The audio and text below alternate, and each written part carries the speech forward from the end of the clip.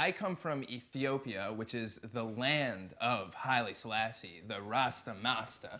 And in my opinion, I really think sometimes we put too much emphasis on these items within these cultures. Because especially when we're looking at a guy like this who talked with, you know, his team. When they say he talked with his team, we're talking about he talked to all the black people he knew. Okay? He tried his best. He made a post going into the history and saying, listen, I really want to do this. I want to go into it. He tried so much to try and show that he was trying to appreciate the culture while doing it, and people still put him on blast. So I think that is too hard a line. I think it's perfectly okay. And if you've seen any of Jeremy Lin's other hairstyles, I think it would be cruel to make him to go back to any of those, okay? Let him wear the dreads over, not in my opinion, dead fact, okay? Legal team's on my side with this. Oh, what do all of y'all think? Well, I have a tweet. I have a tweet from someone. Let's hear it. Anna says, if you get offended by a if you get offended by a hairstyle, the problem is definitely not the hair. I think that's maybe on this. No, okay, I guess. okay. I don't know. Let me get into this tweet. Yeah, Okay, unpack that.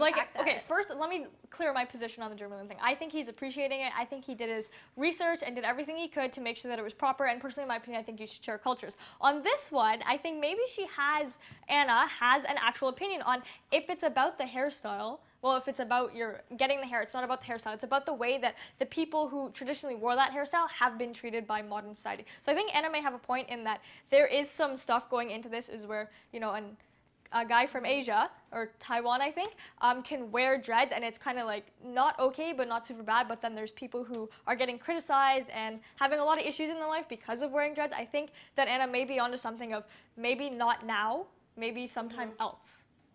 You know, in my opinion, this is going to sound extremely simplistic, but I feel like it has to be said.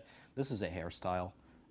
I appreciate that he did all of the outreach, that he did the research, the writing, talking to his friends, but at the end of the day, this is hair. This isn't, like, no culture can own hair, and I believe that he's not appropriating any sort of culture. He's just wearing his hair in a way that he seems to like. While I do agree with you, like, maybe my own principle, just to play the devil's advocate and try to see from, like, other people's sides, I do think, okay, if you, let's say someone went to a party with like a bindi on and they were dressing up for Halloween or something and they're going like super ham with it, I can kind of see how someone would have some sort of issue with that. When it comes to dreads, for example, though, in most scenarios, I think like, you know, I have a Croatian friend I was talking with today. He used to have dreads. He speaks patois. Like, are people going to go up to him and say, hey, Jack Head, why are you so white? No, I think it's just, it naturally happens. What do you think about it?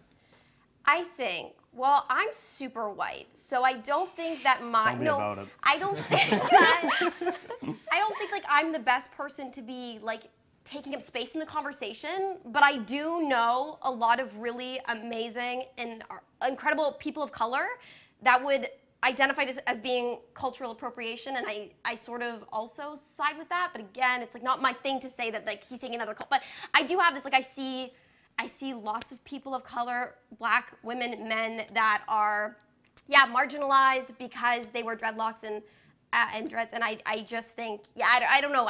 There's people that go Google it. I just want to pick one thing that you said there, is that even though, like, I recognize that white people and black people have a different place to play in the conversation about this kind of thing, I don't think that it's fair for anyone based on their skin color to remove themselves from an argument entirely. Removing yourself is different than like taking up space. I'm saying I think this is a time for me to listen rather than speak, and I think that that's okay to say.